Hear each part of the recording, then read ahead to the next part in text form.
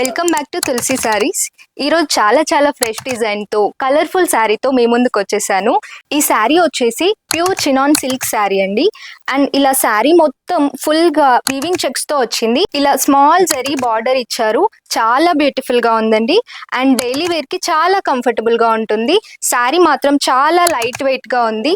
So easy carrying. And blouse వచ్చేసి ఇలా contrast colour ఇచ్చారండి.